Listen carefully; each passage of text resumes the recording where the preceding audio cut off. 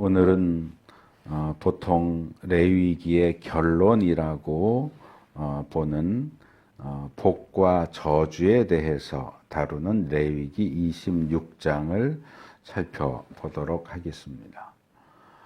보통 들어와도 복을 받고 나가도 복을 받는다 하는 내용으로 더 잘 알려진 본문은 신명기 28장입니다. 하지만 신명기 28장보다 먼저 비슷한 내용을 다루고 있는 것이 이 레위기 26장 말씀입니다. 그래서 오늘은 26장 세세한 내용들을 살펴보지는 못하지만 전체적인 내용들을 함께 살펴볼 수 있도록 하겠습니다. 먼저 첫 번째로 이 레위기 26장이 어떤 문맥 속에서 이야기되어져 있고 그 배경이 어떤 것이고 또 레위기 26장이 가지고 있는 특징이 무엇인가 하는 것을 말씀을 드리도록 하겠습니다.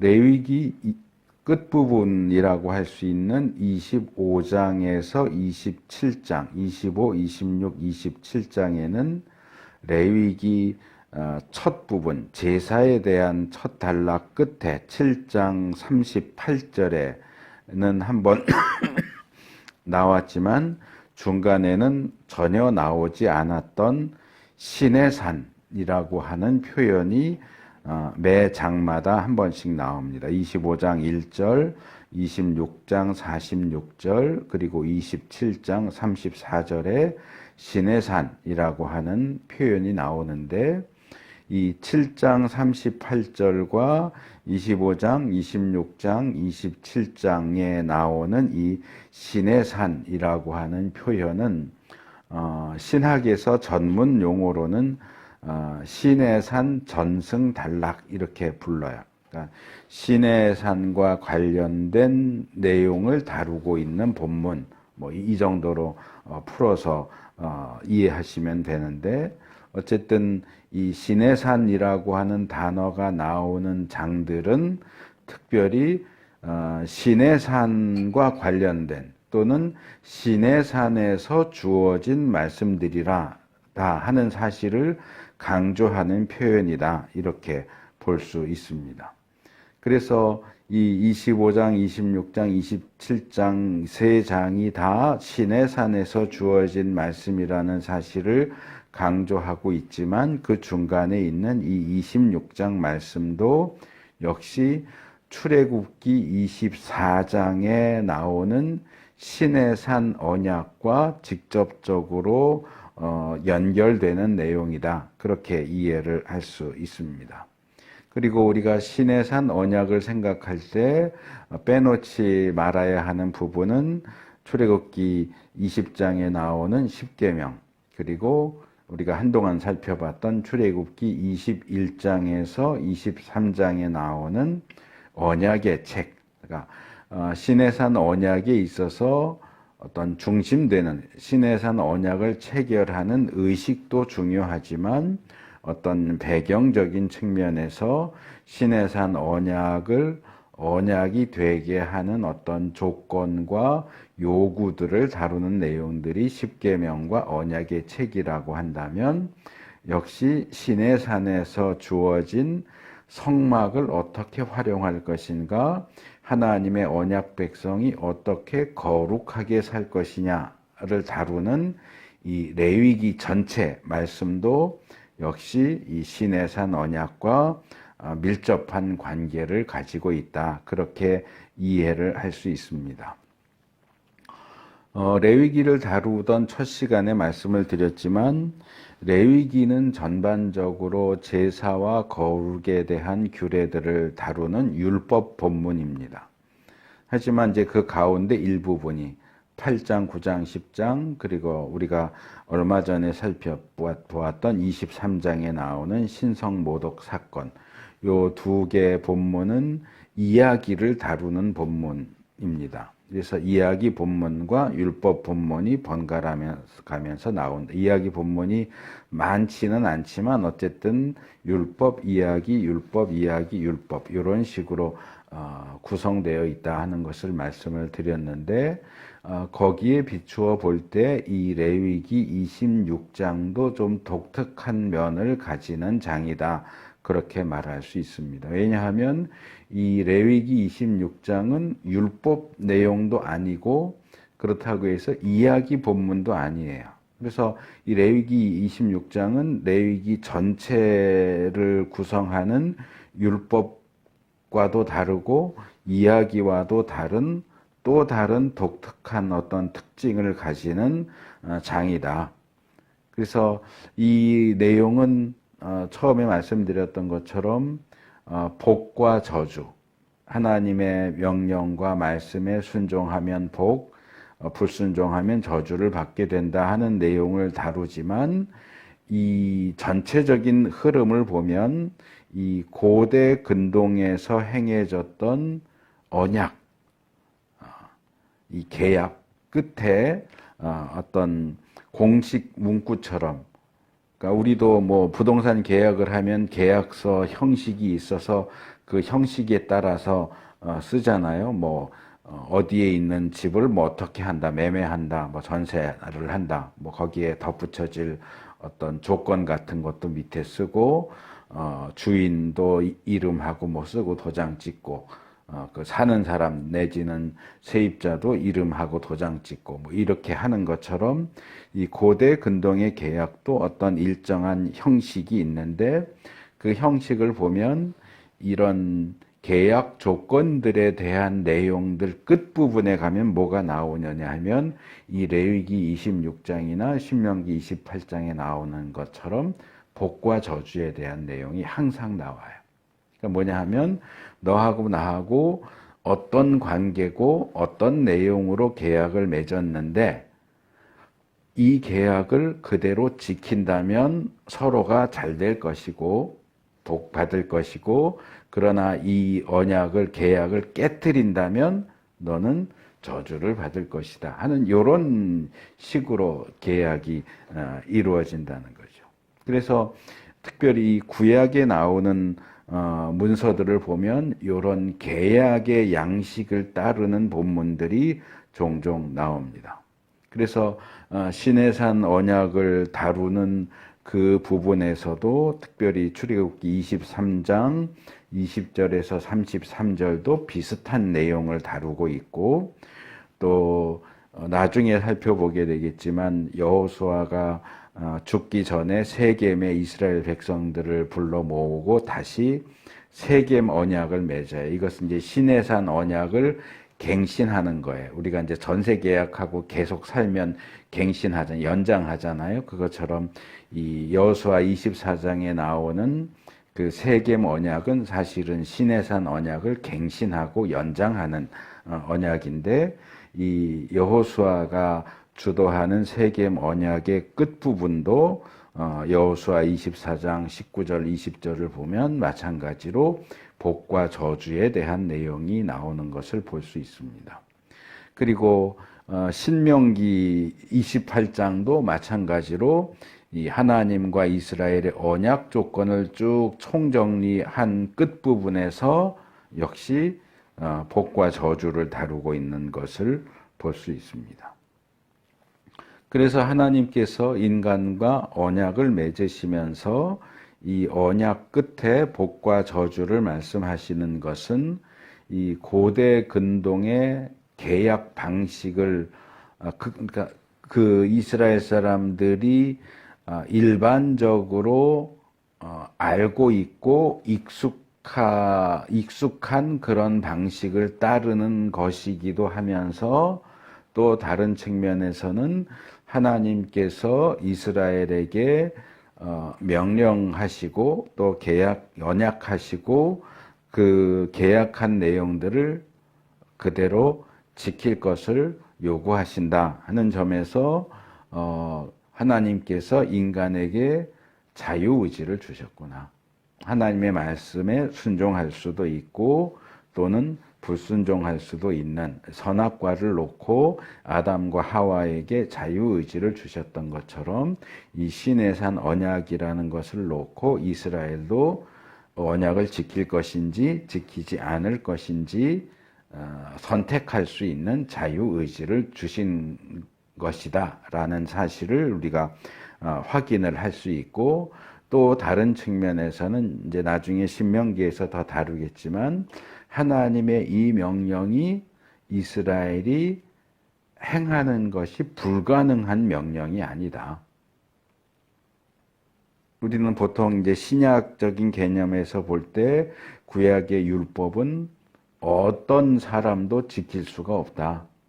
그래서 예수님이 오셔서 우리를 율법의 요구를 다 이루시고 예수를 믿음으로 구원을 받게 하셨다. 이렇게 이야기를 하면서 이제 구약의 율법을 그렇게 바라보지만, 사실 구약 안에서는 율법이 어느 누구도 지킬 수 없는 것이라고 하는 입장은 별로 나오지 않아요. 이미 십계명이나 언약의 책이나 그 부분을 다루면서 제가 지적을 했던 것 같은데, 십계명만 딱 놓고 보면 조금 어렵게 보일 수도 있지만 언약의 책 내용을 보면 우리가 일상생활 속에서 다른 사람들과의 관계 속에서 그리고 하나님과의 관계 속에서 무엇을 해야 하고 무엇을 하지 말아야 하는지에 대한 내용들이 좀 더 구체적으로 나오는데, 그 21장에서 23장 내용들을 쭉 읽어보면 이거는 전혀 불가능한 일인데 라는 생각이 들지 않아요. 그 내용들을 보면 이 정도는 할만한데, 할 수 있을 것 같은데 라는 생각이 들 정도로 뭐라고 그럴까, 물론 그 시대를 많이 앞선 내용이기는 하지만 전혀 어떤 무리하거나 불가능한 요구로서 제시되고 있지 않다는 거예요. 그래서 이 레위기 26장이나 신명기 28장에서 얘기하는 이 복과 저주에 대한 내용은 결국 하나님께서 인간에게 자유의지를 주셨다는 사실과 인간은 스스로의 선택과 결정에 의해서 하나님의 말씀에 순종하는 것이 가능하다 하는 사실을 우리에게 교훈합니다. 그래서 이게 율법을 바라보는 구약적인 관점과 신약적인 관점에 있어서 조금 차이가 나기 때문에 우리가 주의해서 볼 필요가 있습니다. 신약적인 관점에서는 율법을 지킬 수 있는 사람은 아무도 없어요. 율법을 지켜서 구원받을 수 있는 사람은 아무도 없어요. 그래서 예수님이 오셔야 되는 거예요. 그런데 구약은 예수님을 멀리서 바라보기는 해요. 제사나 제물이나 절기나 이런 것들이 결국 예수님, 본체이신 예수님을 가리키는 그림자로서 주어져 있지만, 이 그림자들이 전혀 불가능한 것, 이렇게 꽝꽝꽝 판명돼서 이스라엘에게 너희들한테 율법을 주는데 너희들 이거 지킬 수 없어, 이런 식으로 주어지는 게 아니고, 너희들에게 이 율법을 주는데 이 율법 너희들 지킬 수 있는 거야 라고 주어진다는 거예요. 그리고 사실은 이건 이제 구약과 신약을 비교할 때 굉장히 중요한 부분이기는 하지만, 이스라엘이, 제가 이 시내산 언약을 다룰 때 여러 차례 강조했던 거예요. 시내산 언약과 관련해서 십계명이나 언약의 책이 주어지지만 또 표현이 그렇게 되지만, 사실은 이스라엘이 십계명이나 율법을 지켜서 구원받는 건 아니다. 이미 그들이 시내산 언약을 통해서 또는 출애굽 사건을 통해서 구원받았기 때문에 구원받은 사람들에게 율법을 지키라고 주시는 것이지, 너희가 율법 지키면 구원해 줄게, 이게 아니에요. 너희 구원받았으니까 율법을 지켜라, 이거죠. 하나님의 뜻인 율법을 지키면 어디 보자, 지킬 수 있으면 내가 구원해 줄게, 이게 아니고 이미 구원을 했어요. 이미 구원을 해놓고 너희 구원 받았으니까 내가 시키는 거 해. 이게 율법이란 말이에요. 그래서 그 관점을 이렇게 굳건하게 붙잡는 것은 굉장히 중요합니다. 이게 이제 신학적인 부분으로 오면 상당히 복잡한 신학적인 논쟁과 연결되기는 하지만 뭐 우리가 거기까지 생각할 필요는 없고, 어쨌든 구약에 있어서 율법이라고 하는 것은 구원받는 수단으로서 주어진 게 아니고 구원받은 백성에게 어떤 의무처럼, 그러니까 우리가 직장에서 일하면, 저도 지금 그 두란노선 생명의산 플러스 원고를 쓰는데 원고 쓰면 원고료가 나오잖아요. 근데 이 원고료가 원래 뭐 한 달 원고 쓰면 원고료 이만큼 줄게요 하면 그 돈이 다 들어오는 게 아니에요. 이것도 이 원천징수 해갖고 그 얼마 되지 않는 원고료에서도 또 세금을 떼가요. 그거는 제가 나 이거 얼마 되지도 않는 건데 세금 안 내고 싶어요. 그런다고 해서 안 낼 수 있는 게 아니에요. 제가 일을 해서 수입이 있으면 나라 법이 수입이 있으면 원천 징수를 하게 되어 있잖아요. 그거랑 비슷한 거예요. 내가 구원을 받았다면 당연히 일해서 수입이 있으면 당연히 세금을 낼 수밖에 없는 것처럼 구원받은 하나님의 백성은 당연히 율법을 지키게 돼 있어요. 구원에 따라오는 거예요. 그거를 뒤집어서 율법을 지켜서 구원받는다. 이거는 잘못된 거예요. 근데 이제 신약에 오면 바울이 유대인들과 율법을 비판하면서 유대인들은 율법을 지켜서 구원을 받으려고 하는데 이건 잘못된 건다.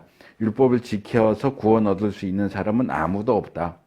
예수님을 믿어야만 의롭게 되고 구원받는다. 이렇게 얘기를 하니까 이 구약에서 보는 율법에 대한 관점과 신약에서 보는 율법의 관점, 바울이 그렇게 얘기를 하고 말하자면 기독교의 체제를 잡은 사람이 바울이기 때문에 현대의 기독교, 그러니까 기독교가 발생된 이후에 기독교의 기본적인 율법에 대한 관점은 바울의 관점하고 비슷해요.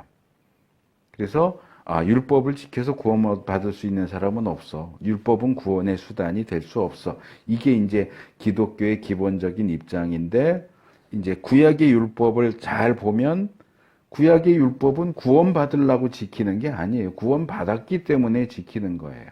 그렇다면 신약의 율법도 구원 받았기 때문에 지키는 것이라고 봐야 되지 않겠느냐 하는 거죠. 그래서 이제 어떤 신학자들은 이게 바울이 잘못됐어.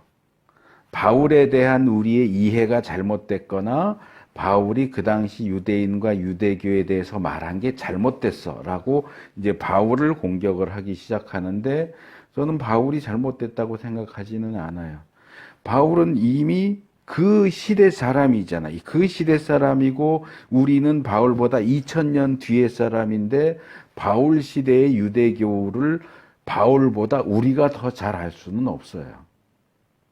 바울이 알고 로마서나 갈라디아서나 이런 곳에서 얘기하는 유대교는 바울 시대의 유대교에 대한 어떤 이해, 그리고 유대교가 율법에 대해서 잘못된 입장을 취하고 있다 하는 비판, 이 내용들은 틀린 게 아니라고 봐요.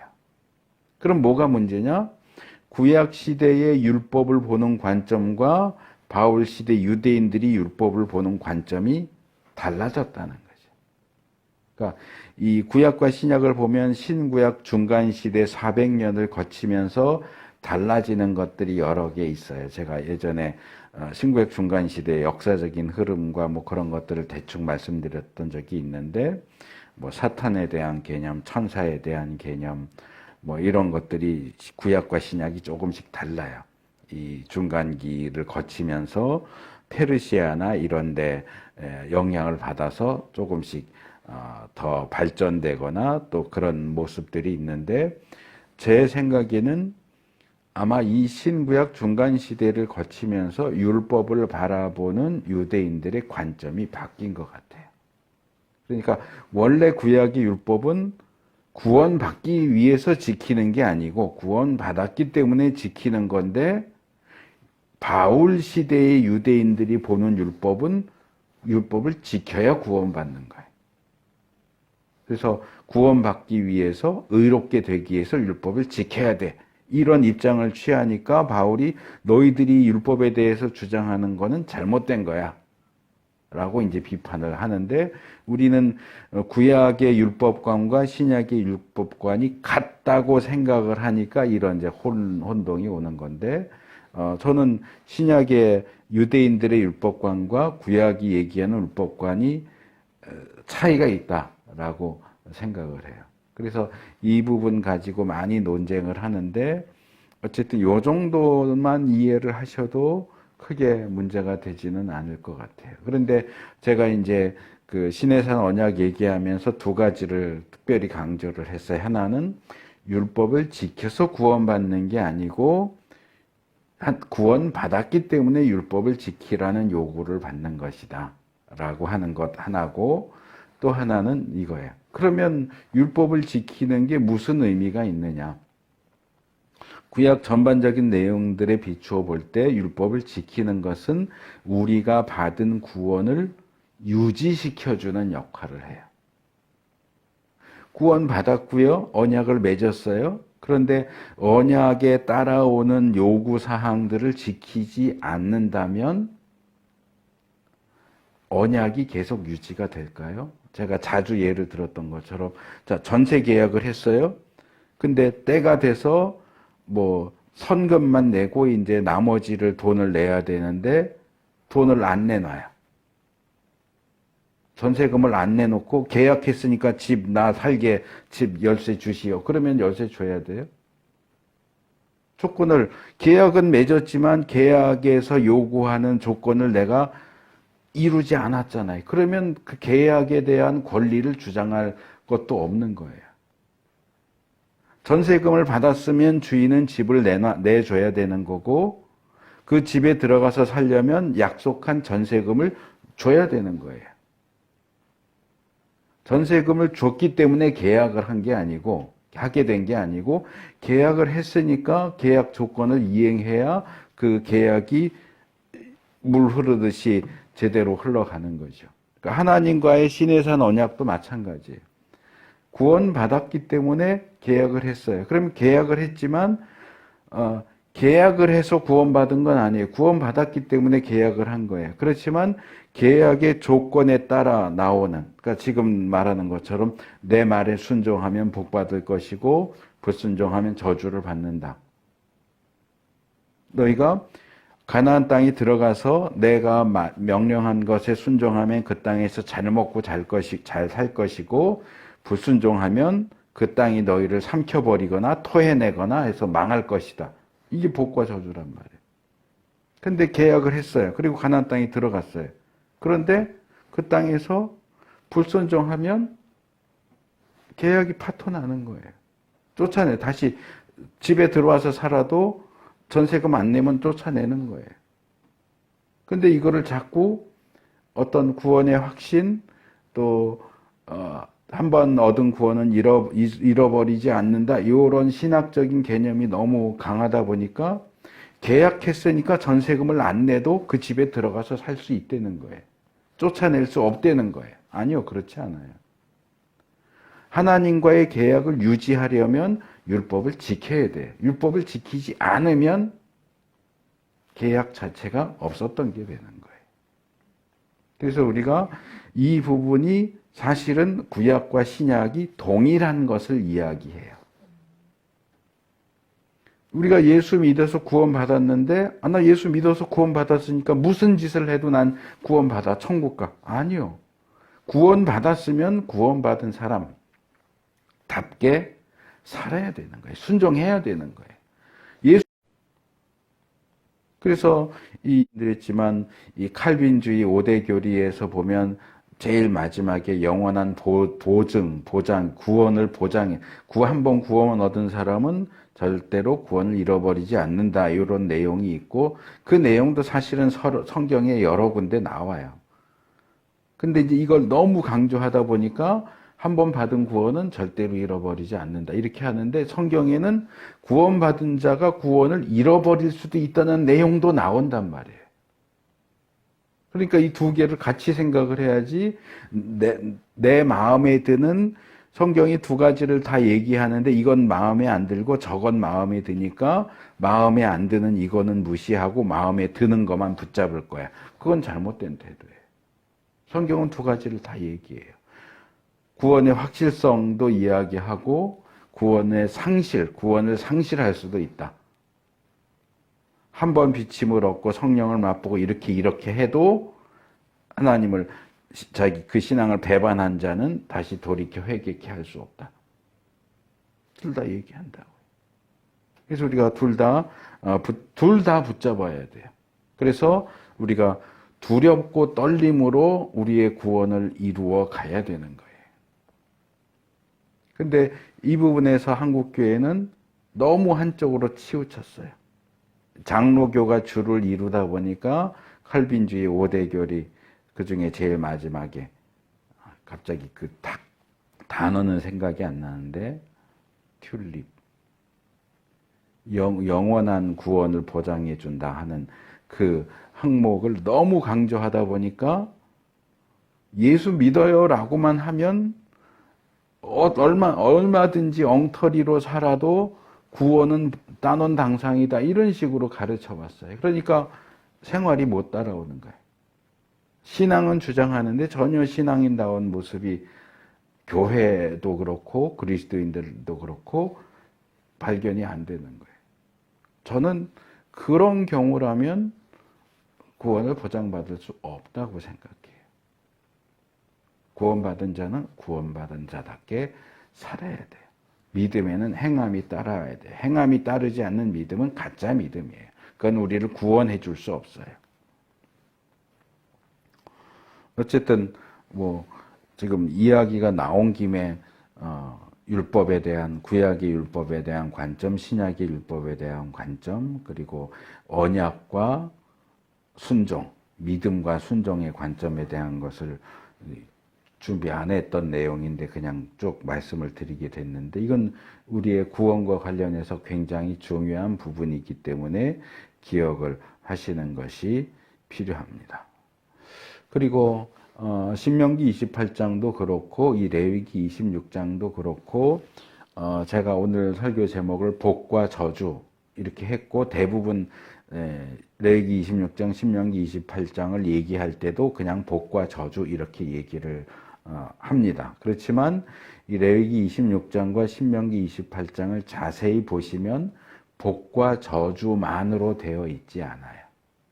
그래서 항상 그 장들을 보면 제일 앞에는 복에 대한 내용이 나오고요. 그 뒤에는 복에 대한 내용 한 2배 정도 되는 내용으로 저주에 대한 내용이 나와요. 이게 기본적인 어떤 틀처럼 되어 있어요. 복이 10절 나왔다면 저주는 한 20절 정도 나와요. 저주가 한 배 정도 많이, 분량적으로 배 정도 많이 나오고 그걸로 끝나는 게 아니고 복, 저주 나온 뒤에는 회복에 대한 약속이 항상 따라 나와요. 너희가 순종하면 이렇게 복을 받는다. 그러나 불순종하면 이렇게 아주 비참하게 되는 저주를 받을 것이다. 그래서 저주의 제일 끝은 뭐냐면 나라가 망하고 포로로 잡혀가는 거예요.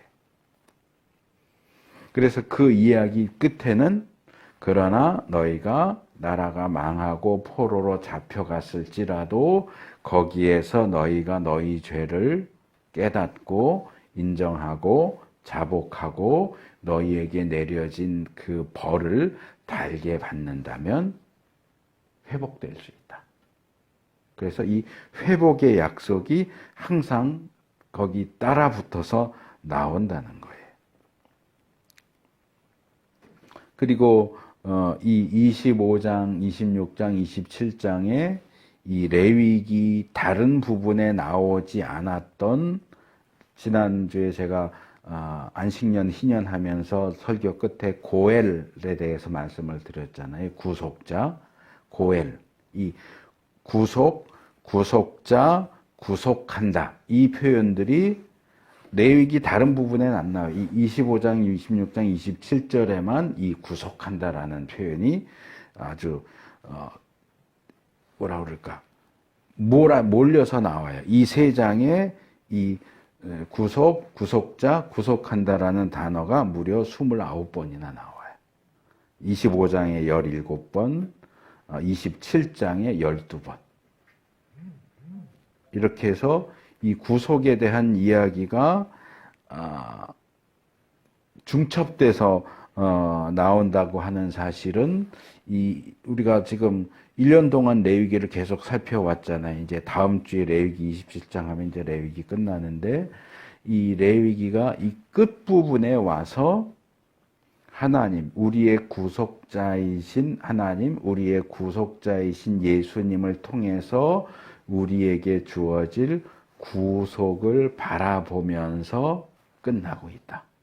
이렇게 말할 수 있어요. 그래서 이 구속에 대한, 구원에 대한 희망은 이 25장, 27장에 중점적으로 나온다면 그 중간에 나오는 이 26장은 그 구속, 구원과 관련해서 얘기하는 게 뭐냐? 결단하라는 거예요. 구원받고자 하면 결단해라. 순종하기로 결단해라. 하나님의 명령, 하나님의 규례대로 살기로 결단하고 노력해라. 그래야 이 구원의 약속, 구속의 희망이 너의 것이 될 것이다. 라고 우리에게 이야기하는 겁니다. 자, 그래서 이제 레위기 26장 내용을 다룰 건데 아까 말씀드린 것처럼 세세한 내용을 다루기는 어렵고 중요한 부분들 위주로 말씀을 드릴 텐데 먼저 이 레위기 26장을 전체적으로 분석해 놓고 있는 이 도표 2개를 어제 보내드렸어요. 첫 번째 것은 발렌틴이라고 하는 학자가 만든 건데 이 발렌틴의 레위기 주석을 보면 이 레위기 26장의 특징을 3가지로 얘기합니다. 레위기 26장은 순종과 불순종을 서로 대칭 구조 속에서 대조시켜서 제시하고 있다. 둘째로 이 저주는 복도 그렇고 저주도 그렇고 주로 땅을 통해서 주어진다. 그러니까 이 지난주에 다뤘던 25장의 안식년, 신년이 땅을 중심으로 된 내용이라 그랬잖아요. 그래서 이 26장의 복과 저주도 땅을 중심으로 해서 복이 주어지고 땅을 중심으로 해서 저주가 주어지는 그런 땅을 통한 어떤 내용들이 나오고 있다는 것. 그리고 세 번째로는 이 불순종에 대한 어떤 징벌, 불순종과 징벌 사이에 이 상관관계가 마지막에 나오는 5번째 저주에서 사라진다.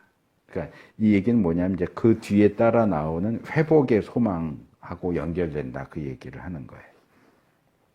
그러면서 또 이 레위기 26장의 어떤 신학적인 전제들을 4가지 정도로 이야기를 하는데 26장이 가르쳐주는 교훈이라고 생각을 하면 되죠. 첫째, 하나님은 온전히 배타적으로 예배 받으시기에 합당한 분이다.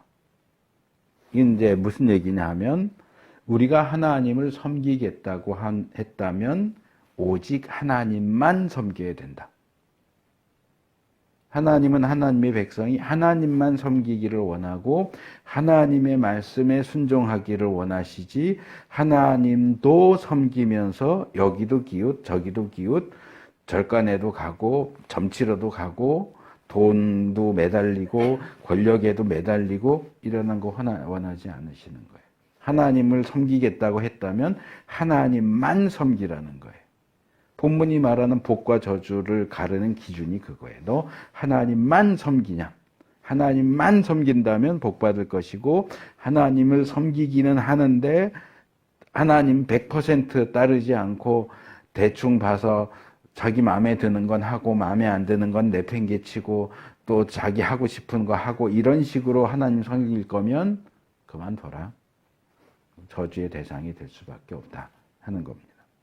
둘째로 이 축복과 저주에 대한 내용은 하나님과의 언약에 있어서 필수적인 요소로 제시되고 있다. 그러니까 우리가 하나님을 믿으면 복 받을 거 많이 기대하지만 하나님과의 언약에는 복만 따라 나오는 게 아니고 저주도 항상 같이 따라 나와. 복과 저주는 그 기형 중에 그거 있잖아요. 샴 쌍둥이라고. 몸통은 하나인데 머리가 두 개인 그런 기형이 있는데 샴 쌍둥이처럼 복과 저주는 복이라는 머리와 저주라는 머리 두 개를 가진 한 몸뚱아리 하나로 된 그런 존재다. 그래서 우리가 복을 이야기하면서 저주를 무시할 수 없다. 복에는 항상 반대 측면에서의 저주가 항상 따라 붙는다. 잘하면 복 받지만 못하면 복을 받지 못한다 정도가 아니고 저주를 받는 걸로 넘어간다는 거예요. 복과 저주는 종이 한 장 차이예요. 그리고 복을 통해서 얻게 되는 풍요로운 삶과 저주 때문에 결국 제일 마지막에 가서 처하게 되는 어떤 비참한 추방 그리고 회개를 통한 귀환 이런 것들은 하나님께서 이스라엘에게 약속하신 땅과 밀접한 관계를 가지고 있다. 그러니까 그래서 구약은 이 땅을 굉장히 중요해. 혈통적인 이스라엘 유대인 사람 유대인과 실제적인 땅으로서의 가나안 땅을 강조하는데 이거는 구약적인 관점이에요. 신약에서 보면 더 이상 이스라엘이 독특한 존재가 아니에요. 구약의 유대인은 신약의 그리스도인으로, 구약의 이스라엘은 신약의 교회로, 구약의 가나안 땅은 신약의 하나님 나라로 연결됩니다. 그러니까 보통 예표론 얘기할 때 그림자 그러잖아요. 제사는 예배의 그림자예요. 유월절 어린 양은 유월절 어린 양이신 예수님의 그림자예요. 그러니까 그림자는 실체가 오면 더 이상 필요가 없어요. 그렇기 때문에 구약의 이스라엘, 유대인, 가나안 땅 이것도 다 그림자예요. 근데 실체이신 예수님이 오셨고 실체인 하나님 나라가 올 상황에서도 여전히 유대인을 붙잡고 가나안 땅을 붙잡는 건 잘못된 거예요. 그건 그림자란 말이에요.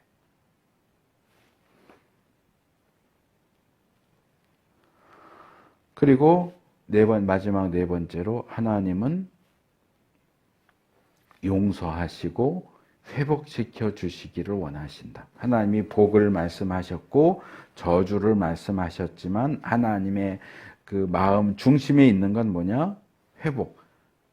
잘하면 복 주고 못하면 저주하지만 저주하시는 가운데서도 그들이 돌이키고 회복되기를 원하시는 게 하나님 마음이에요. 그게 부모의 마음이잖아요. 아이가 잘못했을 때 때리지만 때리는 게 목적이 아니고 아이가 잘못을 깨우치고 그것을 고치기를 바라는 것처럼 이스라엘을 하나님의 백성을 징계하시는 하나님의 마음에도 그 마음이 담겨 있다는 거죠. 그래서 일단 이 레위기 26장과 관련된 기본적인 것들을 말씀을 드렸고 이제 첫 번째 도표를 보시면 이게 이제 발렌틴이 레위기 26장을 분석해 놓은 것을 이렇게 표로 만든 거예요.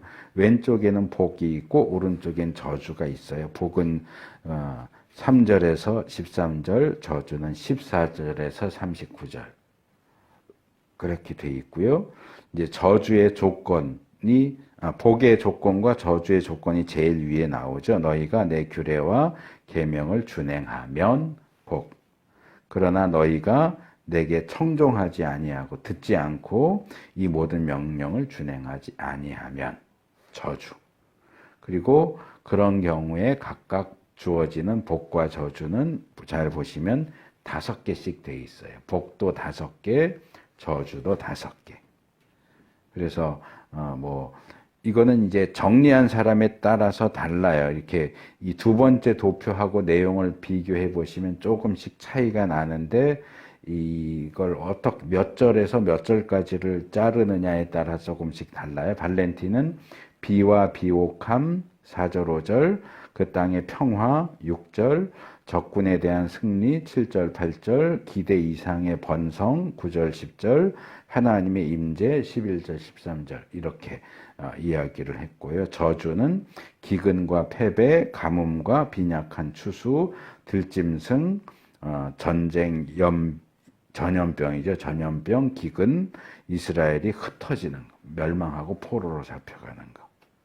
이렇게 하고 제일 마지막 줄에는 결과죠. 결론적인 결과. 복은 나는 너희 중에 행하여 내가 너희의 멍에의 빗장을 부수고 너희를 바로 서서 걷게 하였느니 이제 개역 본문이라서 세번역하고 좀 달라요. 저주의 결론은 너희가 원수를 맞설 힘이 없을 것이다. 그래서 전반적으로 잘 정리를 해줬는데 두 번째 도표가 더 좋아요. 이건 이제 하틀리라고 하는 학자가 WBC 주석에서 정리해 놓은 내용인데 발렌티는 이 복과 저주와 관련된 내용만 일부분 다뤘어요. 그러니까 말하자면 3절부터 39절까지만 다뤘는데 이 두 번째 도표를 보시면 1절부터 마지막 45절까지를 다 다루고 26장 전체를 하나도 빠짐없이 다 여기 제시를 하고 있는 것을 볼 수 있습니다. 그래서 먼저 도입부에서 1절, 2절 우상 숭배 금지와 절기 준수에 대한 1절, 2절 내용이 이제 도입부로 제시되고 이제 여기 이 명령이 말하자면 앞에 나온 모든 내용을 요 두 절 가지고 요약을 하는 거예요. 그래서 명령을 지켜라, 순종해라가 1절, 2절과 관련돼서 나오는 거예요. 우상 숭배 금지와 절기 준수. 이 명령을 지키면 복, 지키지 않으면 저주 이렇게 되는 거예요. 그래서 5개의 축복이 나오는데 비교해 보시면 조금 내용이 다르죠. 비옥한 상태, 땅에서의 평화, 번영, 하나님의 임재, 해방 이렇게 5개 그리고 5개의 재앙 그래서 저주 5개죠. 그 조건이 앞에 3절과 14절에 각각 나오고 역병과 패배, 가뭄, 들짐승, 전쟁, 연병, 기근, 역병, 기근, 비참한 상태, 유배 이렇게 이제 되어 있고 끝부분에는 회복에 대한 내용이 나오죠. 회개에 대한 내용과 회복에 대한 약속 그리고 이제 결론으로 이 신의 산에서 이 말씀이 주어졌다 하는 내용이 나오죠. 그래서 이 내용을 본문을 읽으시면서 이렇게 본문을 요약해 놓은 거니까 본문을 읽으시면서 이 내용을 이렇게 참조하시면 레위기 26장 전체가 어떤 식으로 되어 있는지를 이해하는데 도움이 많이 되실 겁니다. 그래서 이제 전체적인 흐름이 이렇게 되어 있다는 거 말씀을 드리고 이제 중요한 것들 위주로 좀 나누도록 하겠습니다. 먼저 1절, 2절인데요. 이스라엘이 복을 받을 것이냐 저주를 받을 것이냐를 나누는 기준이 제시되어 있어요. 아까 투표를 보고 말씀드린 것처럼 1절은 우상의 제작과 숭배를 금지하는 내용이고 2절은 절기들의 준수와 성소의 거룩을 지켜라 라는 명령입니다. 이걸 다르게 보면 1절은 하지 말라예요. 하지 마라. 우상숭배 하지 마라. 근데 이제 우상숭배를 빼도 하지 말아죠. 하지 말라는 금지 명령이고 2절은 하라는 명령이에요. 하라와 하지 말라로 되어 있어요. 그래서 하나님의 명령을 보면 대부분 이런 식으로 되어 있어요. 10계명의 경우도 2대 8이에요. 하라가 2개, 하지 말라가 8개 나와요. 10개 중에 하라가 2개, 하지 말라가 8개. 이게 십계명 다루면서 말씀을 드렸어요. 그리고 유대인들이 전체 율법을 613개로 정리를 하는데 613개를 더 나누면 하라가 248개, 하지 마라가 365개. 그래서 항상 하라보다 하지 마라가 더 많아요. 그래서 요 구도는 여기 나오는 복과 저주의 비율도 비슷해요. 항상 복보다 저주에 대한 내용이 더 많이 나와요.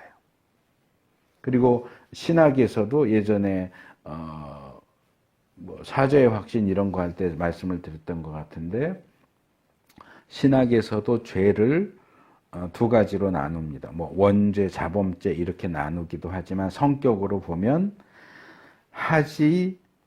하라고 하는 것을 하지 않는 죄, 오미션의 죄라고 그럽니다. 영어로 오미션. 오미션은 생략한다, 빼먹는다 그런 말이에요. 그래서 한문으로 하면 부작위의 죄, 행동하지 않는 죄, 이게 오미션의 죄고요. 하지 말라는 것을 하는 죄는 커미션의 죄예요. 이건 자귀의 죄. 어떤 행동을 했는데 그 행동이 죄인 거고, 오미션의 죄는 어떤 행동을 안 했는데 안 하는 게 죄인 거예요. 그러니까 뭐 살인, 도적질, 간음 이런 것들은 커미션의 죄고요. 예수 믿어라 그랬는데 안 믿은 건 오미션의 죄예요. 예수 안 믿는 게 무슨 죄냐 이러지만 이건 오미션의 죄예요. 하라는 걸 안 하는 죄. 그래서 이 성경이 이 하나님의 명령에 대해서 하라와 하지 말라 로 이야기하고, 그렇기 때문에 죄도 하라는 것을 안 하는 죄, 하지 말라는 것을 하는 죄 이렇게 나눠지고, 하라는 것을 하고 하지 말라는 것을 안 했을 때 받는 복에 대한 내용과 하라는 것을 하지 않고 하지 말라는 것을 했을 때 받는 저주에 대한 내용도 이 비율이 하라와 하지 말라의 비율하고 비슷하다고 하는 거예요. 그리고 이 1절 끝에도 2절 끝에도 공통적으로 나오는 게 뭐냐 하면 1절 하반절에는 나는 주 너희의 하나님이다가 나오고 2절에도 나는 주다라는 말씀이 나와. 이게 뭐예요? 이 하지 말라는 명령과 하라는 명령을 누가 주고 있느냐. 십계명도 제일 앞에 뭐가 나와요?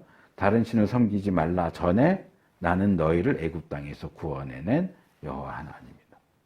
이 명령을 누가 하느냐? 하나님의 명령이에요. 우리가 절대로 무시해서는 안 되고 무시할 수 없는 명령이라는 거예요. 그래서 내용상으로 보면 우상숭배, 절기, 성소에 대한 내용이지만 사실 이 2절은 이미 우리가 앞에서 살펴왔던 십계명, 언약의 책, 레위기 전체에 나오는 하나님의 명령을 요약하는 내용이에요. 하라와 하지 말라로 요약하고 있는 내용이에요. 그래서 이제 3절로 복에 대한 부분으로 넘어오면 복을 받는 조건이 뭐라고요? 하나님의 규례를 따르고 계명을 받들어 지키면. 여기 이제 3개의 동사가 나와요. 따른다. 이 따른다는 원래 히브리 표현을 직역하면 걷는다 그런 뜻이에요. 걷는다. 할라크예요. 그러니까 하나님의 법 안에서 걷는 거예요. 그 법을 벗어나서 걷는 게 아니고 하나님의 법 안에서 걷고, 받든다는 얘기는 지킨다. 그리고 지킨다고 번역된 거는 행한다 그런 뜻이에요. 그래서 이 세 번역은 따르고 받들어 지킨다 이렇게 얘기하는데 히브리 단어를 직역하면 걷고 지키고 행하는 거예요. 걷고 지키고 행하는 것. 그래서 하나님의 뜻을 담은 하나님의 명령, 하나님의 말씀을 따라서 걸으면서 그 기준을 지켜서 행하는 것이 복을 받는 기준이다. 이 3가지 중에서 제일 중요한 건 걷는다예요. 걷는다. 왜냐하면 이 26장이 전반적으로 이 걷는다, 할라크라는 단어를 반복적으로 사용을 하고요. 그 중에 가장 핵심이 되는 게 이 3절하고 12절이에요. 이스라엘에게는 너는 하나님의 법 안에서 걸어라 라고 이야기를 하고요. 12절로 오면은요, 너희가 하나님의 법 안에서 걸으면 하나님도 너희 안에서 걸으실 것이다 라고 얘기해요. 우리가 하나님 뜻 안에서 걸어야 하나님이 우리 안에서 걸으세요. 우리가 하나님의 뜻 바깥에서 걸으면 하나님도 우리 바깥에 계실 거예요. 우리 안에 오지 않으세요. 우리가 하나님과 같은 방향으로 걸어가면 하나님과 함께 걷게 되지만 하나님과 반대 방향으로 걸어간다면 우리는 절대로 하나님과 함께 걸어갈 수가 없어요. 뭐 반대 방향이니까 당연한 얘기죠. 하나님은 그쪽 방향으로는 걷지도 않으시고 보지도 않으세요. 근데 나 예수 믿었으니까 그러면서 하나님과 반대 방향을 걷는 사람을 하나님이 과연 어떻게 생각하시겠느냐. 그리고 하나님의 뜻에 순종하는 자들에게 주어지는 복은 아까도 표에서 말씀드렸지만 땅의 비옥함, 풍년, 이게 첫 번째 단계예요. 일단 풍년이 주어지고요. 그 다음에는 평화와 승리, 전쟁이 일어날 때에도 승리하고 평화를 누리는 것, 그 다음에 번영, 하나님의 임재와 동행, 이렇게 되는데요. 이 중에서 이제 평화만 말씀을 드리려고 그래요. 이게 이제 평화가 많이 들어보셨을 샬롬이에요. 샬롬. 이제 성경이 말하는, 특별히 구약이 말하는 샬롬은 어떤 것이냐? 하나님이 복으로 주시는 샬롬은 우리의 삶의 기반을 흔들고 파괴시키는 그런 재난을 막아주시고, 기근, 전쟁 뭐 이런 것들을 막아주시고, 그것을 두려워하는 우리의 마음의 짐을 덜어주셔서 우리가 편안한 마음으로 살 수 있게 해주시는 복입니다. 근데 이 구약이 말하는 샬롬은 질병이 없는 상태, 전쟁이 없는 상태를 가리키는 것은 아니에요. 질병이 있지만 치유되는 상태, 전쟁이 있지만 승리하는 상태를 이야기하는 겁니다. 이것은 이 땅에서 누리는 샬롬의 기본적인 특징이에요. 우리가 하나님 나라에 가면 질병도 없고 전쟁도 없어요. 슬픔도 없고 눈물도 없어요. 계시록에서 말하는 것처럼. 그렇지만 이 땅에서 누리는 샬롬은 하늘에서처럼 완전한 게 아니고 불완전한 거예요. 그러다 보니까 질병도 있고 전쟁도 있고 죽음도 있고 슬픔도 있어요. 그러나 그것을 극복할 수 있게 해주시는 그런 샬롬이에요. 그래서 우리가 이 하나님이 주시는 샬롬에 대해서 잘못된 생각을 가지면 안 돼요. 전도할 때 많이 그러잖아요. 예수 믿으면 병도 안 걸리고 사업도 망하지 않고 이런 식으로 얘기하는데, 아니, 우리가 이 땅에서 예수 믿어서 얻는 샬롬은 그런 천상적인 게 아니에요. 지상적인 샬롬은 질병도 있고요. 예수 믿는 사람도 병 걸려요. 예수 믿는 사람도 사업 망하고요. 예수 믿는 사람의 자녀도 엇나갈 수 있어요. 그렇기 때문에 그런 부분들을 함부로 말하면서 마치 무슨 사기치듯이 전도하는 건 아주 잘못된 거예요. 물론 질병 걸려도 고쳐주기도 하시고요. 망해가는 사업을 다시 일으켜 주시기도 하고요. 우리 자녀들을 올바른 길로 이끌어 주시기도 하죠. 그러나 아예 그런 부정적인 상황이 없어진다? 아니요. 그건 성경적인 개념이 아니에요. 그거는 예수님 오셔서 하나님 나라 갈 때에 가능한 거고, 이 땅에서의 샬롬은 그렇지 않아요. 그래서 그 모든 질병과 전쟁과 그런 어려운 상황 속에서도 그것을 이기고 나갈 수 있게 해주시는 복이 본문이 이야기하는 이 땅에서의 샬롬이다 하는 걸 이해하시는 게 필요합니다. 그 다음에 저주에 대한 내용이 14절에서 39절이에요. 아까 계속 말씀을 드렸던 것처럼 레위기 26장에는 복도 5개, 저주도 5개 나옵니다. 그래서 똑같이 5개씩 나오네 이럴 수 있는데 분량을 보시면은 그래요. 제가 이렇게 손 꼽으면서 쉬어봤어요. 복에 대한 내용은 3절에서 13절. 그럼 몇 절이냐 하면 11절이에요. 5개의 11절을 사용했는데 저주에 대한 내용은 역시 5개지만 26절이 나와요. 2배가 넘게 나와요. 14절에서 39절까지. 신명기 28장의 복과 저주도 제가 이렇게 세워보지는 않았지만 저주에 대한 항목이 복에 대한 내용의 2배 이상이 되는 걸로 알고 있어요.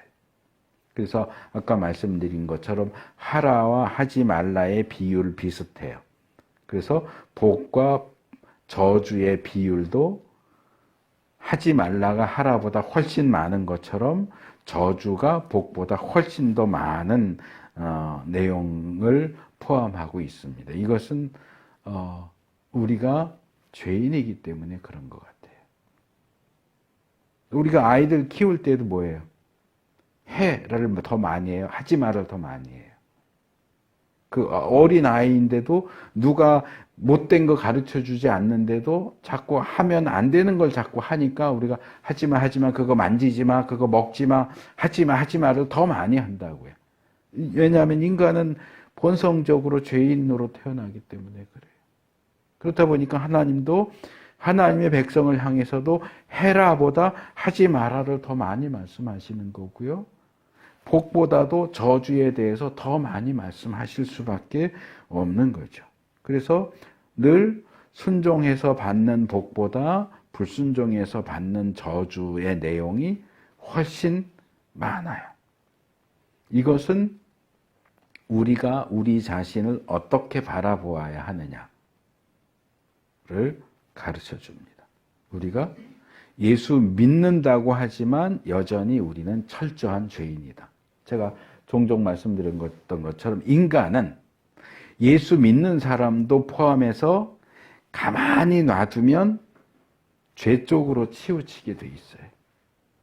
가만히 놔두면 선을 행하는 게 아니고 악을 행하게 돼 있어요.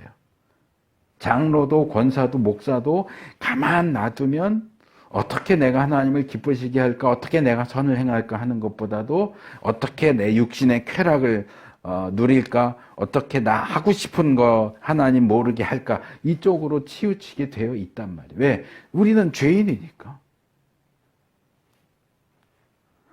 그래서 우리의 어떤 마음의 생각과 말과 행동을 얼마나 조심해야 되는지, 우리가 하나님의 말씀을 따라서 걷기 위해서는 절대로 방심해가지고서는 그 길을 걸을 수가 없다. 늘 정신을 똑바로 차리고 혹시 내가 그 길을 벗어나지 않았는가 계속 살피고 또 살피고 또 살펴야만 하나님의 말씀 가운데로 걸어갈 수 있다 하는 사실을 늘 기억해야 됩니다. 저주에 대한 내용은 길게 나오는데 그 중에서 특별히 15절, 17절은 복에 대한 내용 가운데 6절에서 9절 내용과 딱 데칼코마니 이렇게 딱 접은 것처럼 딱 짝을 이루어요. 그래서 제가 세 번째로 이 레위기 26장 6절에서 9절과 15절에서 17절의 교차대구 구조라고 하는 그 내용을 세 번째로 보내드렸어요. 거기 보시면 A 평화, 두렵지 않음, 승전 6절. 제일 밑에 A 다시 두려움, 패전하여 도망침 17절 하반절. B 호의적인 하나님의 얼굴 9절 상반절. B 다시 대항하는 하나님의 얼굴 17절 상반절. C 하나님의 계약이 지켜짐 9절 하반절. C 다시 하나님의 계약을 파기함 15절 하반절. 이렇게 해서 딱 접으면 이쪽은 yes, 이쪽은 no 이렇게 딱 짝을 이루고 있는 것을 볼 수 있어요. 이 중에서 특별히 이 얼굴에 대한 내용 B 있잖아요. 하나님의 호의적인 얼굴, 하나님의 대항하는 얼굴. 이거 굉장히 중요하기도 하고 무시무시한 내용이기도 한데 우리가 보통 뭐 찬양하거나 기도할 때 그렇게 많이 하잖아요. 하나님 우리 가운데 임하시고 하나님의 얼굴 빛을 우리에게 비춰 주십시오. 하나님 우리를 바라봐 주세요. 하나님이 우리를 바라보세요. 근데 하나님이 우리를 바라보시는 경우가 두 개가 있어요. 하나는 순종하는 자에 대해서는 호의적인 얼굴로 바라보세요. 말하자면 흐뭇하게 바라보시는, 아, 그 녀석 참 잘한다. 기특하다. 이게 호의적인 하나님의 얼굴이에요. 그런데 반대가 있어요. 뭐예요? 대항하는 하나님의 얼굴이에요. 하나님이 저거 봐라. 저놈 봐라. 저놈 하는 것 좀 봐. 어떻게 저럴 수 있지? 저거 가만두면 안 되겠는데?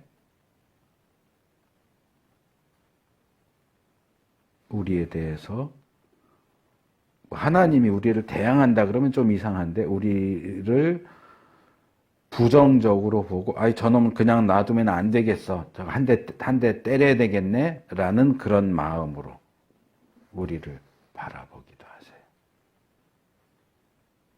제사장에 대해서 말씀드렸잖아요. 하나님을 가까이서 섬길 수 있다는 것은 굉장한 축복이지만 그만큼 위험하다. 하나님이 우리를 바라보신다는 것은 굉장히 은혜롭고 감사한 일이지만 반대로 굉장히 두려운 일이다. 왜? 하나님이 늘 우리를 정말 누구 말대로 불꽃 같은 눈으로 보시기 때문에 우리가 순종할 때는 그 얼굴이 호의적이지만 우리가 불순종할 때는 우리를 거스르는, 대항하는 얼굴로 우리를 보신다는 거예요. 그래서 이 구조를 보면 하나님께 순종할 때 얼마나 우리가 복과 기쁨을 누리게 될 수 있는 반면 하나님께 불순종할 때는 얼마나 비참한 형벌을 받는 상태로 갈 것인지를 딱 흑과 백으로, 극과 극으로 대조해 주고 있는 것을 볼 수 있습니다. 그리고 이 저주의 내용도 맥락이 있어요. 약한 것에서부터 강한 것, 심한 것으로 점점 나빠지는 것을 볼 수 있어요. 불순종하는 자에게 주어지는 첫 번째 형벌은 기근이에요. 그러니까 순종하는 자에게 주어지는 첫 번째 복이 풍년인 것처럼 불순종하는 자에게 주어지는 형벌은 첫 번째 복은 기근이에요. 그래서 불순종하면 가볍게 한 대 탁 치는 거예요. 뭐예요? 기근으로 쳐요. 기근으로 탁 쳐요. 그러면 기근이 오면 내가 뭐 잘못한 게 있나? 내가 하나님 말씀의 그 길에서 벗어난 게 있나? 하고 정신을 차리고 다시 돌아오면 돼요. 근데 기근으로 툭 쳤는데도 계속 엇나가. 그럼 어떻게 해요? 그 다음에는 신체적인 여기 이제 5개가 아까 말씀드렸지만 역병, 패전, 가벼운 기근, 들짐승, 전쟁, 전염병, 기근, 멸망, 추방 이렇게 된단 말이에요. 그래서 제일 처음에는 신체적인 질병과 씨앗을 뿌려도 열매를 거둘 수 없는 약한 기근으로 경고성 형벌이죠. 경고를 주는 거예요. 일단 옐로우 카드예요. 이거는 옐로우 카드 줘요. 근데 그래도 계속 불순종하면 이번에는 앞에는 씨앗은 뿌리지만 추수를 못하는 거고요. 두 번째는요. 씨앗도 뿌릴 수 없는 혹독한 기후가 주어지고요. 그 다음에는 들짐승으로 피해를 입고 인구가 감소합니다. 그래서 이거 우리에게 희망이 없다. 곡식도 없고 사람은 점점 줄어가고 근데 그래도 돌이키지 않으면 그 다음에 오는 것은 전쟁이에요. 전쟁에서의 참패와 굶주림. 그리고 그런데도 돌이키지 않으면 최종적으로 주어지는 게 하나님이 주신 약속의 땅에 더 이상 살 수 없는 거예요. 나라가 망하고 포로로 잡혀가는 거예요. 그래서 축구에서도 심판이 옐로우 카드 먼저 주고 레드 카드 주고 퇴장시키듯이 비슷해요. 이게 5단계로 행해진다는 거예요. 말하자면 빨주 노초 파남보 이렇게 해서 5단계로 해서 처음에는 가볍게 툭 치는 것에서 시작해서 마지막에는 완전히 망하고 쫓겨나는 식으로 저주가 점점 심해진다. 특별히 여기 30절 보면 그들의 시체가 그들이 섬기는 우상들의 시체 위에 쌓이게 된다. 이렇게 되어 있고 31절에는 그들이 살던 마을들과 성소들이 황폐하게 되고 분향을 받지 않으신다. 이런 내용이 나와. 이건 아주 결정적인 건데 시체를 우상들의 시체 위에 쌓는다. 이건 뭐냐? 이들이 일절이 우상 숭배 금지잖아요. 우상을 섬기던 그 장소의 우상들을 다 깨부셔요. 이게 우상들의 시체예요. 이 우상들의 시체 위에 우상을 섬기던 사람들을 죽여서 그 시체를 우상들의 시체 위에 던진다는 거예요. 이거는 이제 말하자면 역사서에 많이 나오는 신당을 파괴하는 건데요. 자, 우상을 섬기는 신당이 있어요. 그걸 헐어버리면은요, 그거 다시 지으면 돼요. 근데 거기에 시체를 던지면 그 장소 자체가 부정해지기 때문에 그 장소는 다시 신당으로 쓸 수가 없어요. 성소가 될 수가 없어요. 그러니까 이 처음에 나온 우상숭배 금지 명령을 어기면 더 이상 우상숭배를 할 수 없는 상황을 만들어 버린다는 거예요. 신당 지을 곳이 없어져 버려요. 그리고 마을도 황폐하게 되고 신당 있었던 장소도 다 황무지가 돼버려요. 삶의 장소도 무너지고 종교적이고 신앙적인 것들도 다 무너져요. 아무것도 남지 않게 돼요.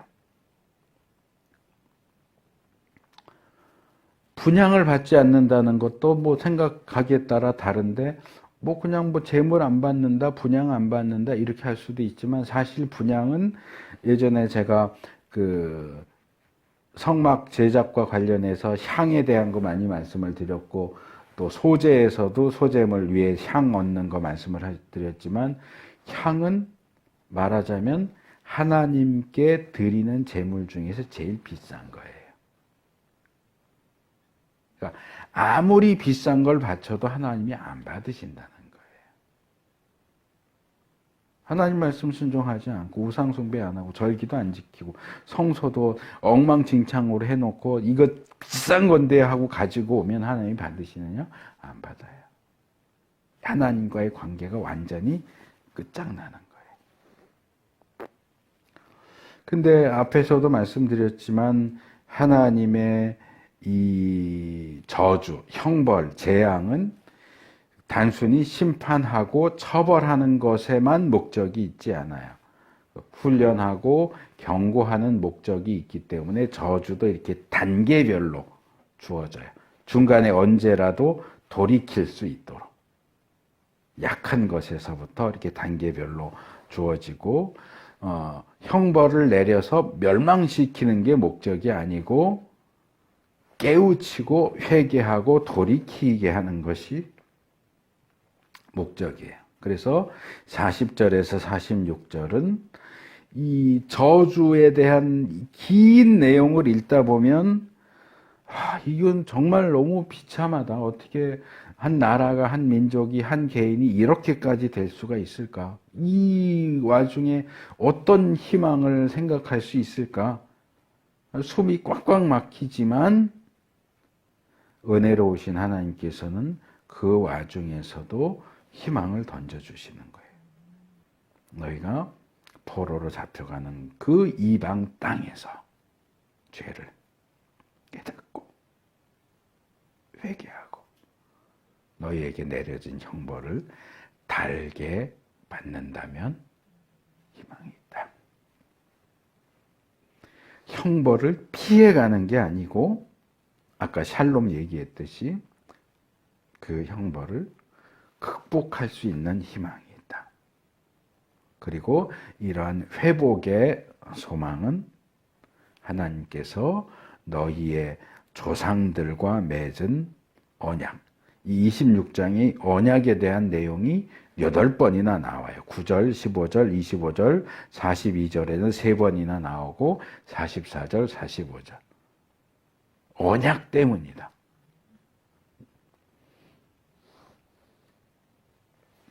너희는 언약을 안 지켜도 하나님은 언약을 지키신다. 노아와 족장들과 다윗과 또 시내산에서 맺었던 그 언약 위에 하나님이 새 언약을 세우신다. 예레미야 31장 31절. 근데 이 내용을 잘 보면 사람 편에서 다시 언약을 지켜서 회복되는 게 아니에요. 이미 사람 편에서는 언약을 깨트렸어요. 그래서 망하고 포로로 잡혀간 거란 말이에요. 그들의 그 불성실에도 불구하고 성실하신 하나님, 신실하신 하나님께서는 언약을, 약속을 지키시기 때문에 전혀 소망이 없는 것처럼 보이는 그 상황 속에서도 그들을 회복시키시는 거예요. 그래서 결국 실제 역사 속에서 아수르에 망한 이스라엘, 바벨론에게 망한 유다, 포로로 잡혀간 그들이 다시 회복되는 역사가 이루어지는데 그 포로 귀환과 회복의 역사를 보면서 이거 다시 돌아오는 거 보니까 이스라엘이 언약을 깨트리지 않았던 것 같은데 라고 주장하는 사람들이 있는데 아니에요. 깨트린 거예요. 깨트렸기 때문에 저주를 받은 거고 망한 거고 포로로 잡혀간 거예요.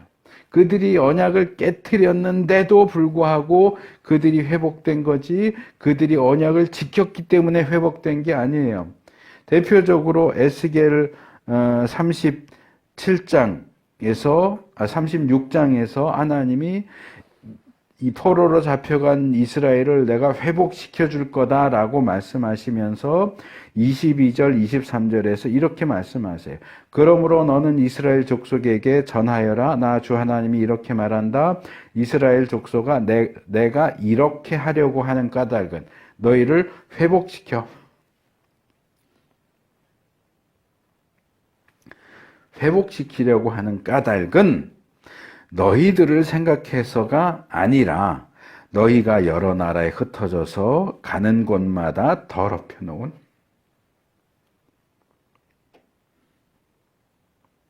내 거룩한 이름을 회복시키려고 해서다.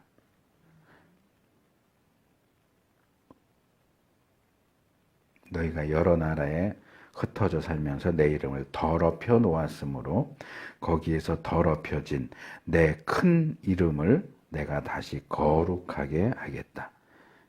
이방 사람들이 지켜보는 앞에서 너희에게 내가 내 거룩함을 밝히 드러내면 그때야 비로소 그들도 내가 주인 줄을 알 것이다. 나 주 하나님의 말입니다.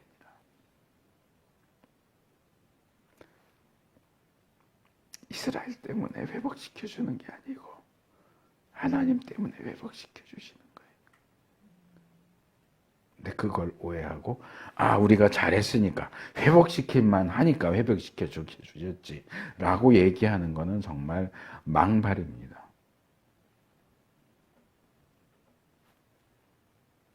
그 하나님의 은혜 앞에 우리가 어떤 태도를 취해야 하겠습니까?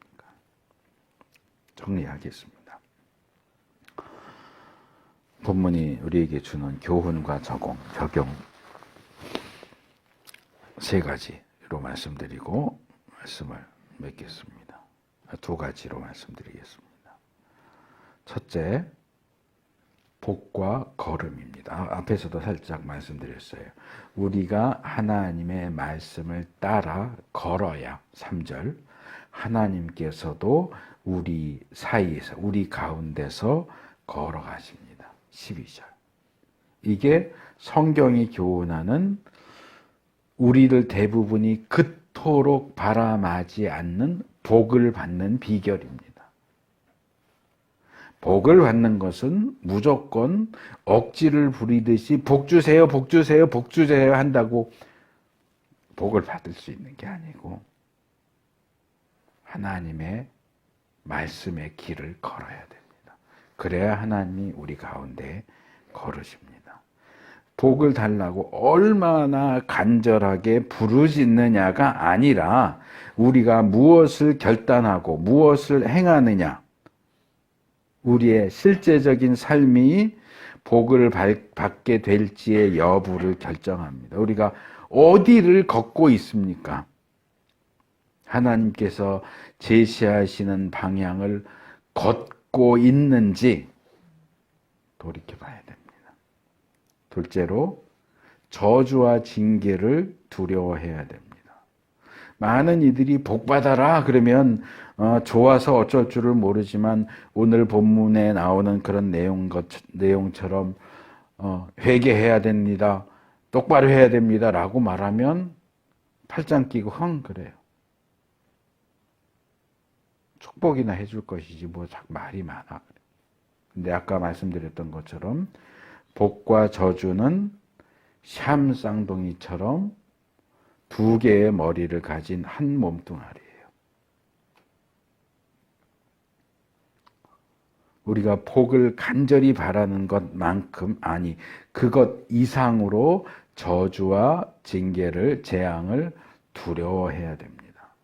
이 둘 사이의 차이는 종이 한 쌍 차이예요.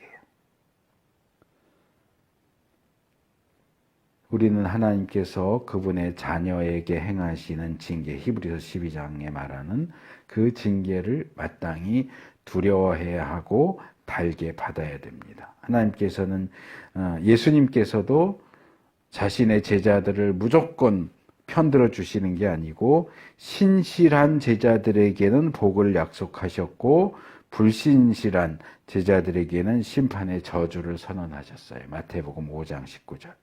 바울도 예수 믿는다고 했으면서도 악을 행하는 자들은 하나님의 나라를 상속받을 수 없다고 갈라디아서 5장에서 그들이 교회 안에 구성원으로 포함되어 있을지라도 다른 복음을 전하는 자들이 있다면 저주를 받을 것이라고 선언합니다. 그리스도인들이 그리스도 안에서 새 언약에 들어갔고 그것이 주는 혜택을 소유하게 되었다고 하는 것은 사실이지만 그렇다고 해서 모든 상황은 다 끝났어. 이제 구원과 천국은 따놓은 당상이야 라고 생각하면 착각입니다. 아까도 말씀드렸고 조금 전에도 예수님의 말씀과 바울의 말을 소개했던 것처럼 교회 안에 그리스도인들도 경고를 받아야 하는 대상이라는 겁니다. 예수님의 순종으로 율법의 요구가 다 이루어졌다 할지라도 우리에게는 여전히 하나님의 뜻에 순종하고 하나님의 말씀 가운데로 걸어야 할 의무가 남아 있습니다. 그래서 그것을 무시하고 불순종하는 자는 징계와 저주를 피해갈 수가 없습니다. 여호수아가 이스라엘의 결단을 촉구하면서 했던 말을 말씀드리면서 말씀을 맺겠습니다. 여호수아가 이스라엘 백성들에게 이렇게 말합니다. 너희들이 여호와 하나님만을 섬기겠다고 말하지만 만일 당신들이 주님을 저버리고 이방신들을 섬기면 그는 당신에게 대항하여 돌아서서 재앙을 내리시고 당신들에게 좋게 대하신 뒤에라도 당신들을 멸망시키고 말 것입니다. 여호수아 24장 20절. 근데 저는 이 본문은 세번역보다 개역기 더 많이 와닿아요.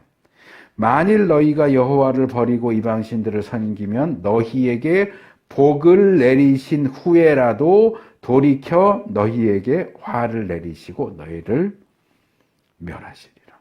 복을 내리신 후에라도 돌이키신다. 나 예수 믿어서 복 받았으니까 이젠 다 끝났어. 난 계속 복 받는 길로만, 꽃길로만 걸을 거야. 아니요. 불순종하면 복을 내리신 후에라도 하나님이 돌이키십니다. 호의적인 하나님의 얼굴이 대항하는 하나님의 얼굴로 바뀔 겁니다. 복을 내리신 후에라도 우리가 하나님을 배반하면 하나님께서도 우리에 대해서 돌이켜서 화와 재앙과 저주를 내리셔서 멸망시킵니다. 이스라엘이라고 할지라도 그리스도인이라고 할지라도 불순종하는 자에게는 저주가 내립니다. 그래서 우리는 바울이 빌립보서 2장 12절에서 말하듯이 항상 두렵고 떨리는 마음으로 구원을 이루어 가야 됩니다. 이 두렵고 떨리는 마음을 결코 잊지 마시기 바랍니다. 하나님, 오늘 우리에게 복을 말씀해 주셔서 감사합니다. 저주를 말씀해 주셔서 감사합니다. 회복을 말씀하셔서 감사합니다. 하나님, 나그네와 같은 우리가 힘이 부족합니다. 우리 손을 잡고 가시옵소서. 생명수를 항상 대어주시고 불과 구름 기둥으로 인도하여 주옵소서. 그래서 우리 생의 마지막에 요단강을 건널 때 겁이 없게 되기를 원합니다.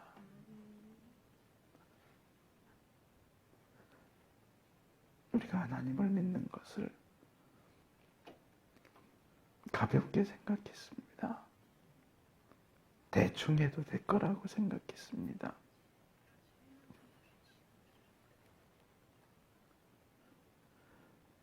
우리를 불쌍히 여기시고 용서하시고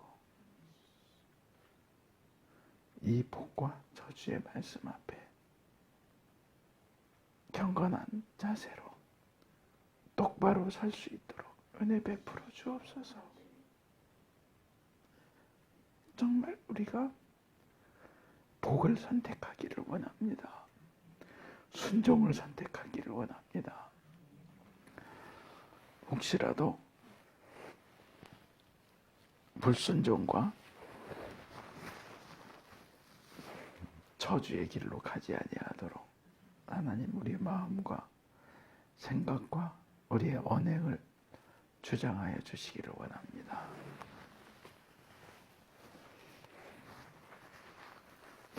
복과 저주의 말씀 앞에